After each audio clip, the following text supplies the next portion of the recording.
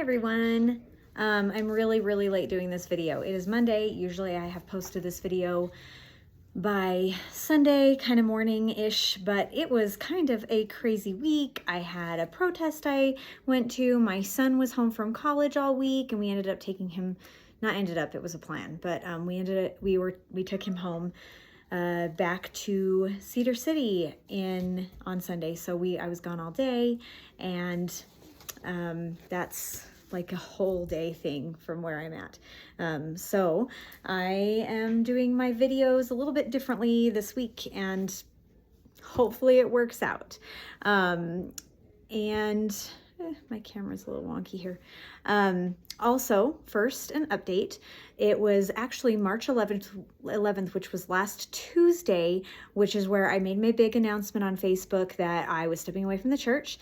I left officially before that, I think it was just the week before, or maybe 2 weeks before, or something like that. But that was the day that I made the announcement on Facebook and kind of made a record of it, made it official, to the world or whatever.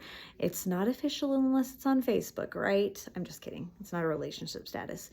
Anyway, that is kind of the day that I'm counting as my 1-year anniversary. So happy late anniversary to me last Tuesday. I am going to read my whole little spiel that I wrote on Facebook later in my Mormon story. We're getting to that point anyway, so I'm not going to bother with doing that right now.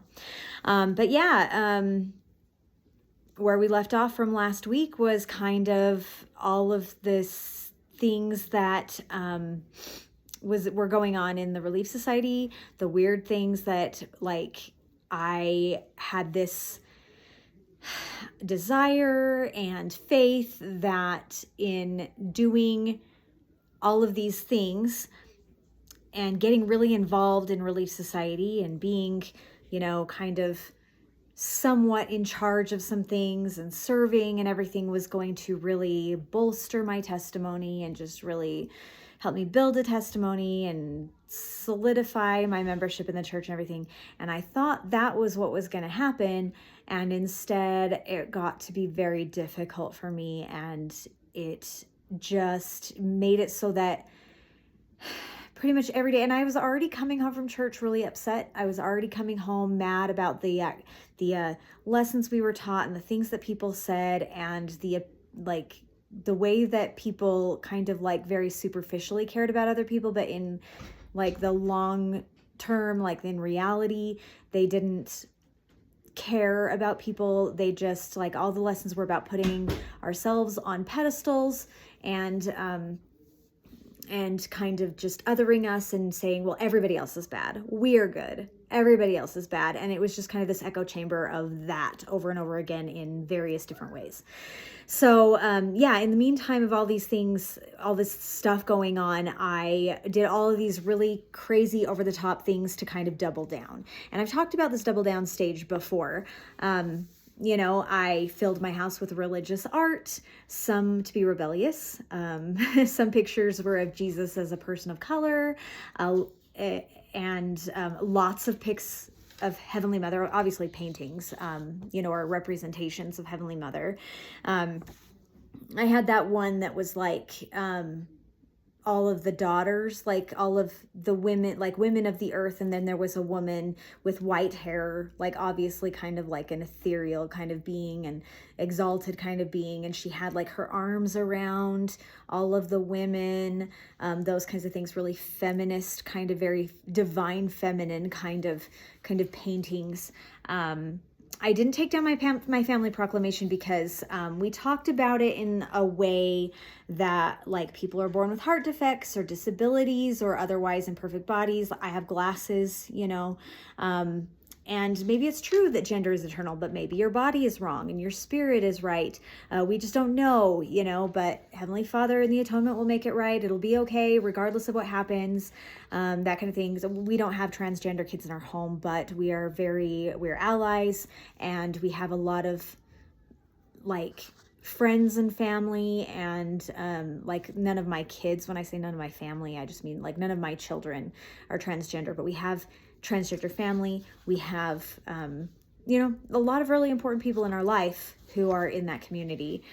And so we were just, honestly, like, it's so stupid. It's so dumb. And you've heard me explain lots of times that I'm annoyed that it took me this long to like suck it up and take the steps I needed to get out, because it's just rhetoric. Do you know what I mean? And it was really hard for me to justify that. And we were just trying to make it fit, because we wanted to be supportive, but also be members. And I just don't think you can. I just don't think it's really very possible, like not consistently. I don't know. I can't speak for anybody else. It was not possible for me. Anyway, the point is that, like that rhetoric of like, maybe your body is incorrect, but your spirit is correct, gender may be eternal, whatever, blah, blah, blah. But that suits transgender people, okay? But there's plenty of people whose like bodies don't identify as a different gender, but they're still attracted to the same gender, or don't have any gender, they're non-binary. There was this awful talk given in church, just absolutely awful, where the speaker just really used it to target the LGBTQ community, and it was based on the Family Proclamation. There was my girl Clementine there. There was it was the theme of the sacrament meeting. So they were young women leaders. And one of them talked about like the family roles, which that's problematic in and of itself, but less controversial, I guess. It's just kind of like, okay, whatever. But the second part was about targeting the LGBTQ community. And I was just really offended by it. Like, I just really was. And I was sitting there in the sacrament meeting, and I'm looking around at my community, and my sweet bisexual daughter Scarlett was sitting there, and I'm looking around the congregation, and I know at least 7 different families sitting there in the sacrament meeting with us in the congregation, who either had an LGBTQ kid sitting with them, or who had kids at home, or other family in that community that, were transgender, or any various on that LGBTQIA spectrum. And while everyone was sitting there silent and looking outwardly very compliant, I knew that talk directly insulted and caused pain to those people. So my plan during this was to replace the Family Proclamation. I had this beautiful rendition of a rainbow Jesus, and again, kind of as a rebellion and poetic justice against the teaching that I thought was bigoted. I didn't get to that point before I left the church. I very, very much believe in supporting the artists and not just pirating anything or whatever. And so I wanted to pay for the rendition in a proper way, and it was kind of expensive, and so I just never got around to it. And I think it was only a couple months before I left anyway that I kind of got this idea, and that this talk was given. I want to say it was just before Christmas, or within the Christmas season kind of time frame of 2023, and I left in 2024. So yeah, I filled my house with lovely paintings of the temples, and thinking back on those, it was like, they tell those stories about the mom with the 3 sons who grew up and they left to go be sailors. And she realized that above her mantle, there was this gorgeous picture of the ocean and boats and everything. And the moral of the story is that if you fill your home with pictures of Christ, and of the temple and of godly things and stuff like that, then that influences where you go and how you behave. And, that can be with anything, like with any kind of media or whatever, what you watch on TV, what you read in magazines, what you put on your walls, those kinds of things, that all of that affects where your mind is and everything like that, which I agree with, I guess. I feel like the church takes it to this really, really like arbitrary level that's just like blown completely out of proportion. But anyway, really what I just hated the temple. You guys know the temple has never been my favorite place. I've never really loved it. And, you know, I was trying to put those pictures up, and I thought that I was doing that like, putting it up meant I loved it, but it was kind of like this like subconscious thing that I kind of felt like if I put them up, I would see them all the time and it would encourage me to love the temple. And it didn't work. I just resented it more because I'm an artist myself. I know a lot of artists. I love unique art, and I would much rather fill my home with art, like artistic things, paintings and drawings and like unique renditions of like, I don't know, I just would prefer that over pictures of the temple all over my walls. I enjoy culture more than I enjoy religion. So yeah, the thing is I was told my whole life that it was a privilege to be born in the church. And I just started to think, you know, is it though? They always said when you make these covenants, you're held to a higher standard. So if you make a mistake or you leave or whatever, you're worse off than someone who didn't know and who had that opportunity, who hadn't had that opportunity to make those covenants and to learn and to have this gospel in their lives. And every month people get up and bear their testimonies that they know the church is true, but that just really bothered me to my core. None of us actually know. No one knows. None of us have seen God. I was raised in this, but I was not given a choice. And again, my parents, they don't watch this, but if they ever did, I don't blame them in the sense that like they were raised in it too. This is what they were taught to do. And the church is really, really, really good at making you feel like it's the only thing that you can do. And if you don't, then you're bad, you know, especially moms. And not to say that dads don't carry any of that weight, but especially moms. So yeah, like I was raised in this. I made covenants in the temple without knowing what they were. I was baptized when I was 8 years old and I had no clue what I was doing. I mean, to the degree I did, I knew I was making covenants with Heavenly Father, but I didn't know the extent that I would be held accountable and responsible for all of this. Do you know what I mean? And like, they don't tell you the covenants that you're going to make beforehand before you go into the temple. Like, you know, a basic amount, you know, a little bit, you know, the very superficial stuff. You don't know all the deep things. And now they're adding things to the baptismal covenant saying that you promise that you're going to serve a mission and all these things. And like, that's not what we were ever taught. That's not what we were ever told. And you can't make a child who is 8 years old, who can't even enter into a legal agreement. Like at 8 years old, sure, kids might want to serve a mission, but they don't know anything about life. They have no experience. It's not fair to make them make that kind of a decision at 8 years old. You know, so like I haven't talked to God. I don't know any more than some person who lived 500 or 5,000 years ago, or someone in my same city who has never heard of the church or more than in passing or something like that. And I can have faith in it. And frankly, actually knowing that the church is true or something like that, doesn't that remove an element of faith, which is essential according to the LDS doctrine? But short of having my very own first vision, I can't know anything.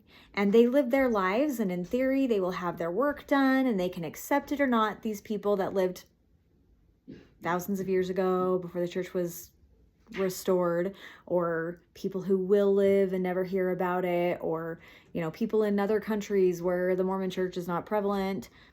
You know, these people will live their lives and do their thing, and then eventually the theory is that, I don't believe it anymore or anything like that, so I'm not trying to preach or anything, but they will have their work done and then they can accept it or not. So they'll have a choice. That's the agency, the, you know, free agency, choice and accountability and stuff like that. And they can accept it or not. but they won't be punished for not having the opportunity in this life. And I can't even sin. Being an active LDS person, which I am not anymore, my records have been removed in theory.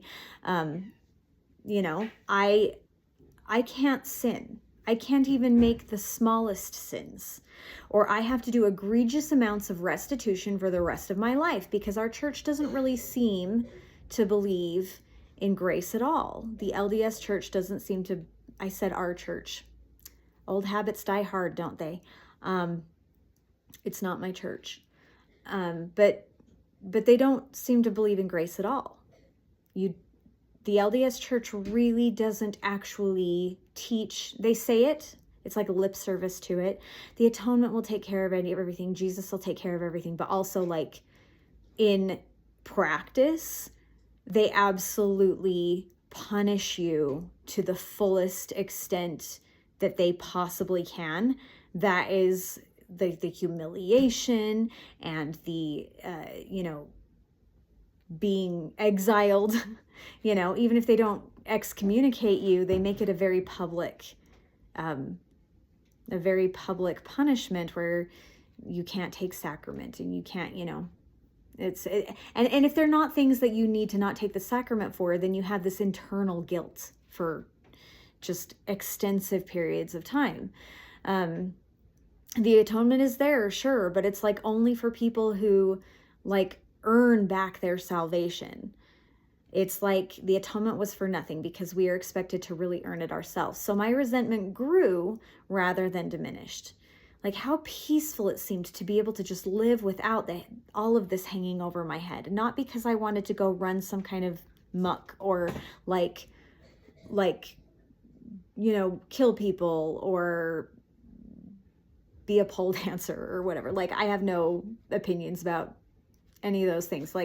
Like people need to do what they need to do, and if they're happy doing it, I'm happy for you. Like no judgment whatsoever. I'm just using specific examples that the church would be like, people in the church would be like super appalled by. Okay, like I didn't want to go necessarily do any of those things. I didn't necessarily want to go and sleep around. I didn't want to do drugs. I didn't want to even drink coffee or alcohol or anything like that. I just wanted to exist without feeling like I had to constantly monitor every single thought I had, and to not have to repent for saying like shit, like I just felt it would be so peaceful to not have that hanging over my head and to just be baptized later when I've seen God and seen what happens after this life, when I have some kind of proof, when I have talked to God and had that hindsight.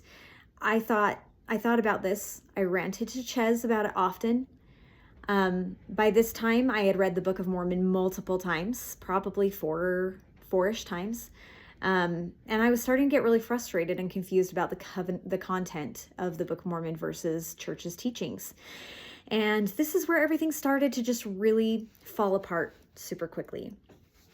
I was still struggling with my garments, and this was about June 2023. So we're going back again. I'm sorry. Again, the timeline is super weird because it's not like I mentioned the family proclamation talk, and that was the end of 2023, I think, ish. And like, now we're back in July of 2023. I'm sorry, but it's really hard to be like, because it's everything is like, it's all on the shelf, it's all up there. They are all the problems all at once, and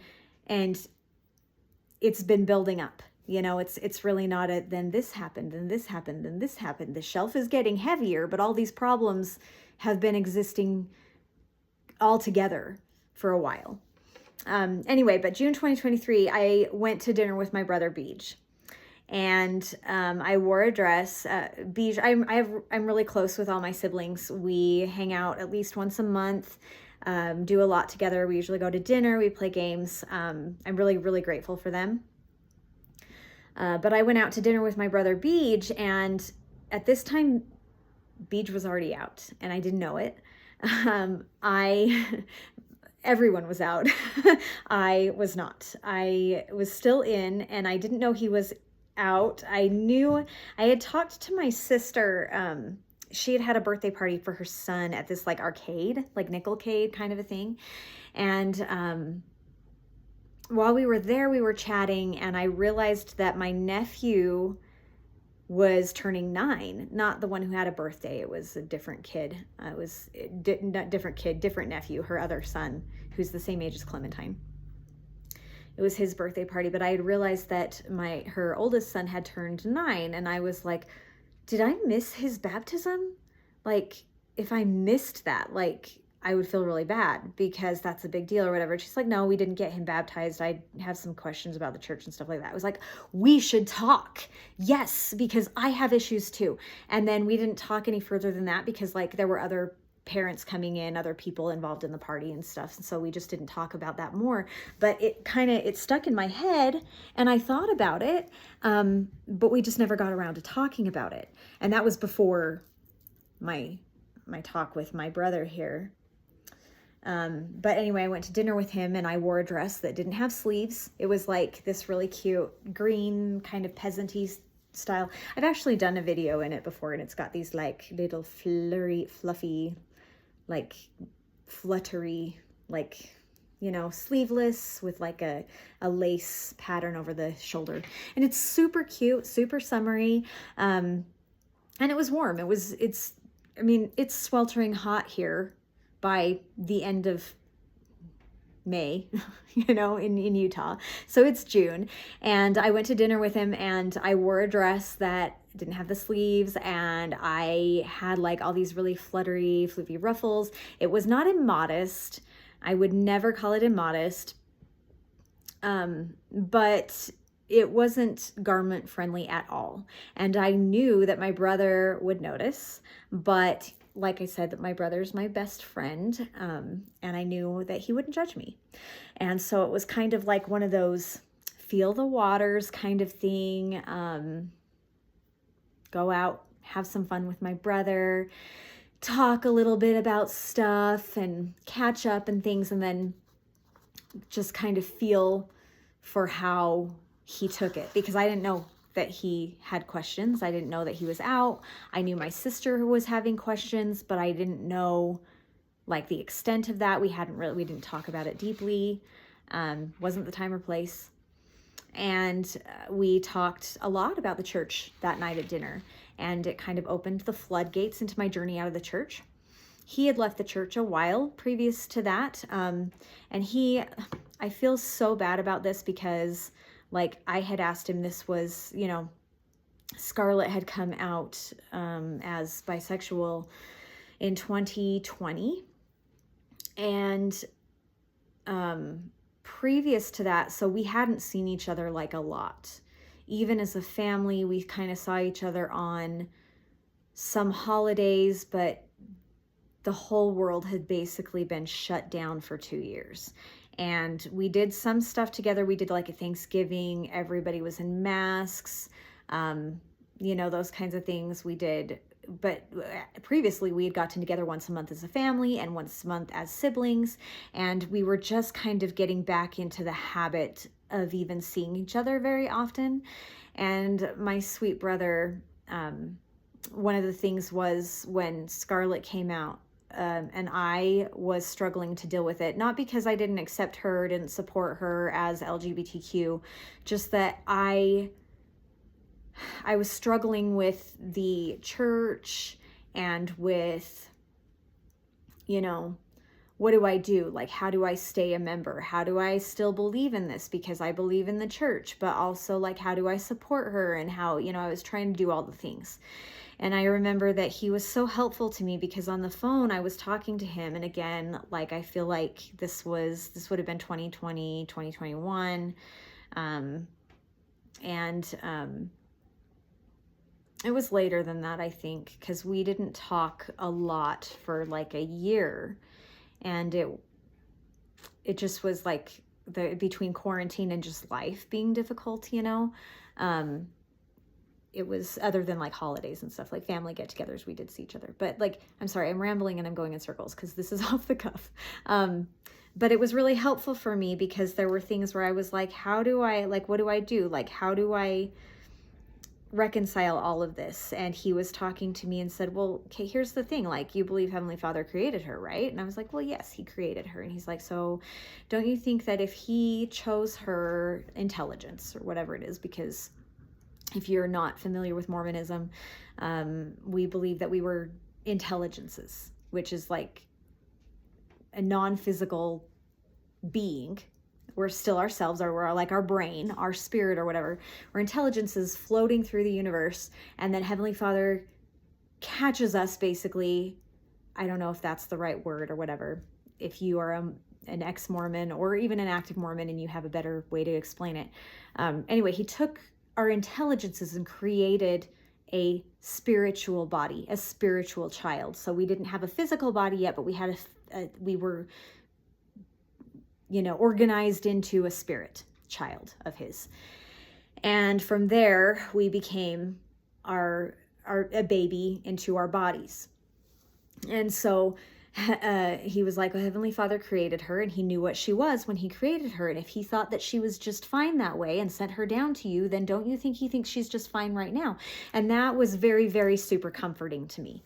However, I had asked him for a blessing, because not that my husband couldn't do it, but that my husband was just so involved in it and felt so much himself that I was like, I need somebody who's like a step removed, And he told me that he really couldn't give me a blessing right then at that time. And then because we didn't talk for a while, my sweet brother thought that I was mad at him, or that I read into it. And I literally did not read into it at all. It was just life. Life just got crazy busy, and he thought I was mad at him. He thought that I had discounted him and wrote him off because I had read into that answer as him not being a member anymore. And honestly, I just thought maybe he was he felt strongly about it too and didn't want to give me a blessing either. But it didn't really matter, because the way that he talked with me helped me so much anyway. But I feel bad that he thought that and lived with that for a year until we got together. Anyway, this dinner that we went to was a wonderful way for us to talk about all of this. And, he said that he was afraid to tell me that he had left the church because he thought he might lose me, which breaks my heart. He had a lot of resources that he had been studying. My husband's printing something. I can hear it. Sorry. And one of the resources that he gave me was the podcast Girls Camp. And it was a specific one where she talked about modesty in one of her episodes. And I kind of started to get really excited because I felt very alone. And I felt like I was the only one with these issues, because no one around me seemed to have a lot of problems wearing the garments. And I was just wondering if I was just bitter. Maybe I did want to be sinful. And that podcast led me to the At Last She Said It podcast, which was a super frustrating thing for my brother and my sister. My youngest brother has not been to church in 20 years. He left when he was a teenager. And so he's not really ex-Mormon as much as he is he was baptized, but I guess we would probably consider him never Mormon, because he really doesn't even at this point even know anything about the church. But my brother and my sister, they were kind of frustrated because they gave me these resources and I was like, oh, look, active people. And they were like, oh, shoot, she's never going to come out. She's never going to get out of there. But I did find the At Last She Said It podcast, which was wonderful. Haley from the Girls Camp podcast is post-Mormon, and the ladies Cynthia and Susan at Last She Said It are active Mormon women. And that felt very comforting to me, because that's where I was at, I was still active, but I considered myself a nuanced Mormon, and I had for many years by that time. And so when I listened to their podcast, which is about women and the problems that we have in the church and what women are left out of, and there was a whole episode by Afton, South, and Parker. Actually, there are two episodes. It's episode 138 and 139. If you want to go and find the At Last She Said It episodes and listen to 138 and 139, it's about the garments and stuff. And she took her problems to the literal guy who was the head of the women's garments manufacturing. Yeah, a guy. His design and everything, and was basically dismissed. And it was essentially admitted that garments are how they are able to control what women wear. And like literally they measured men's and women's garments equivalent sizes, and the sleeves and legs on men's garments are shorter by 2 whole inches. Not anymore, obviously, because now the members of the church get to have that nice sleeveless garment. Fantastic for them. I still think it's a little too late, and kind of bullshit, but you know, I don't think garments should be worn by anyone. But it is what it is anyway. But at the time, in 2023, the garments were 2 whole inches shorter in the sleeves and the legs than women's. So when Afton brought this up and said that garments should be more applicable to modern clothing, the guy literally said, but then women will just wear whatever they want. And like, yeah, that's the whole point. We should be able to wear what we want. From there, I ate it up. I listened to all their episodes, which I think was like 3 or 4 years worth over the next couple of months, just one after the other, after the other, after the other. Every single thing that they talk about in those their podcast are things that I have vented and ranted to Ches, my husband, about every day after church, sometimes throughout the week, every time I have some kind of interaction. And I felt so seen and so heard, and I didn't feel alone anymore. So I kind of felt like this helps me to stay on track and to stay active, and helps me feel like I'm not alone in the church, and not alone in my feelings. And maybe because I'm not alone and I'm not the only one, then maybe that means that, you know, things are changing and it's going to get better. Well, a real turning point came in July. I've talked about this before. I'll reiterate it again because I know that not everybody has seen every episode. But a big turning point came in July, a month later. I had taken my oldest daughter to have her wisdom teeth removed, and I was sitting in the waiting room for her to be finished, waiting for her to be finished. And this woman came in, and I didn't know her, and she talked to the lady at the desk to pay her bill, and she seemed perfectly nice and perfectly, cheerful and really adorable, but she was wearing this like hot pink tank top.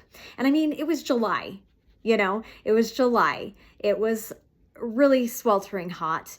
It's perfectly reasonable to wear a tank top in July. And I thought, she's not Mormon. And that just kind of swam through my head, and I loathed myself so much at that moment. I wasn't wearing garments either. I was wearing a t-shirt and some leggings. I was dressed down because my daughter I was going to take care of her all day and everything. But you couldn't see that I wasn't wearing garments, but I wasn't wearing them. And I couldn't know by looking at her what she was or wasn't. And there was no reason to even look at her at any person and think, that the extent of their worth because of what they look like or what they're wearing. And it wasn't really that I was judging her. I really wasn't. I think you might have to have been a lifelong Mormon to understand this to a degree. Kitty cat, Fia, my Fia cat. She's so cute. I think you have to be kind of a lifelong Mormon to understand this. I was raised with my parents wearing garments. I was raised being told that I needed to dress as though I would be wearing garments in the future, because that was a covenant that I was going to make. And so even as a teenager, I had to wear shorts to my knees, and I had to wear shirts that had sleeves. I couldn't wear a midriff. I could never wear a 2-piece swimming suit. And so garments were, and then you get into college and you get into, dating age and stuff like that. And you learn to do like there's ways you can see, like there's the guys that wear their garments are like crew necks, or you can see like the sleeve underneath their sleeve, or you can see their pant leg, and if it's tight enough, if the pants are like not super baggy, then you can see the line of the garments on their legs. And so like you learn to check that out, you do the garment checks and things like that. And so like, this is the stuff we're taught. It's really difficult to remove that from your brain. Like I I really was not judging her. I was not thinking, oh, she's bad because she's not Mormon. I just thought she's not Mormon because she's wearing a tank top. No other judgment, no other she's bad, no other she's immodest, no other nothing like that. But I still hated that about myself. I hated that, that's what came into my head about this person that I didn't even know. And I decided at that time with that revelation in my head, it was really just me. I don't really believe in revelation anymore. But at the time I was like, this is a revelation for me. This is a wake-up call for me that I didn't want to wear garments anymore at all. I just felt that they weren't making me a better person. In fact, they were making me a worse person. They were hindering my ability to be a good person. They weren't protecting me. Nothing bad happened when I took them off, and they weren't a reminder of my covenants. They were a pedestal that placed me above others. And even though they were always covered, it was very easy to decipher whether or not a person was wearing them. And when, like I just talked about, and then when it was so ingrained in my psyche, I couldn't look at a person without noticing if they were or weren't wearing them. So I didn't wear my garments again after that. I took them off. I threw them away, most of them. I did consider myself temple worthy, so I kept a couple of pairs in case I went to the temple, which I felt would be an appropriate place to wear them. I will say this too, last 4th of July, my sister came to the parade. My kids are very big band geeks, and they're always in the marching band, and so we always go to the parade. And she came and brought her kids, and we watched the parade and everything, and she was wearing a tank top, and I didn't notice. I did not realize, I did not look at her and think she's wearing a tank top, she's not wearing her garments.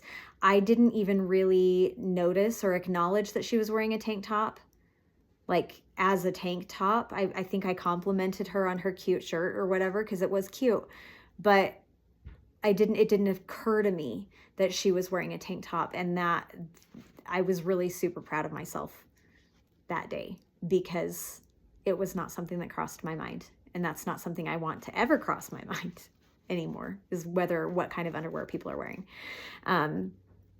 I wasn't ready to leave the church though, and I remember how I had been really happy and excited about the changes in the temple, where women can talk directly to God and make their covenants directly to God instead of to their husbands and stuff like that. I was kind of dumb, I guess. I learned from At Last She Said It podcast that even though they changed the wording so that women made covenants directly to God and not their husband, they included language that's under the new and everlasting covenant, which I just thought was like the sealing power, but it really means polygamy. And I learned that through the At Last She Said It podcast. And then that made me super mad, because I was starting to notice and acknowledge that what I realized was like a lack of informed consent. I kept saying that my covenants were not blank checks. You can't teach kids that being baptized is to wipe their sins away, and that you covenant to take Christ's name upon them, obey his commandments and stuff, and then later, however many years, say that they actually made a covenant to serve a mission, which is what Bednar's trying to do now. You can't have people going to the temple and not tell them what they will be covenanting beforehand, and you can't cloak it in language that isn't something we use on a regular basis and then say, oh, but here's the language. This is what this really means. And like, that's not even what they're doing anyway. They're not actually even telling anybody that that's what it means. They're just keeping it quiet, and then hold them to it like it's life or death. Like, you can't tell me that I covenanted to wear garments when I did not do so.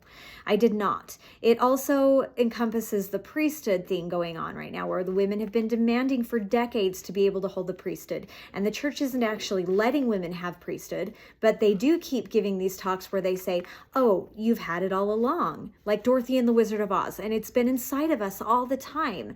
Like, they can't just tell us forever that we don't have the power and then suddenly we do, while simultaneously still actually denying the priesthood power. It's really gaslighty. These things just made me so angry. And while the whole covenant of never speaking ill of the Lord's anointed began to be a thorn in my side, previously it didn't matter too much. I sustained my leaders, but then as I got more nuanced, I thought, well, I can sustain them and still not agree with them, right? And just over time, I just feel like that's such a shady thing to sneak in there and make us promise. We don't know who might be a leader in the future. We don't know who might be totally nuts. Like, we don't know what might happen. And these men lead us in their 70s, 80s, 90s. Nelson is 99. Isn't he 99 this year? Or is he 100 by now? I don't even remember. Anyway, but he's freaking old, okay? By 70, my grandpa didn't remember who he was anymore, let alone his grandkids or his own children. He didn't know us. What if one of our leaders ends up with a severe Alzheimer's or dementia or something, and they start telling us weird stuff, And once I found out those things that they hide and cover up and outright lie about, like, I just was angry that it's even in there, And I know about the lies through the history of the church and about the lies going on right now. And I'm breaking in covenant when I expose those things.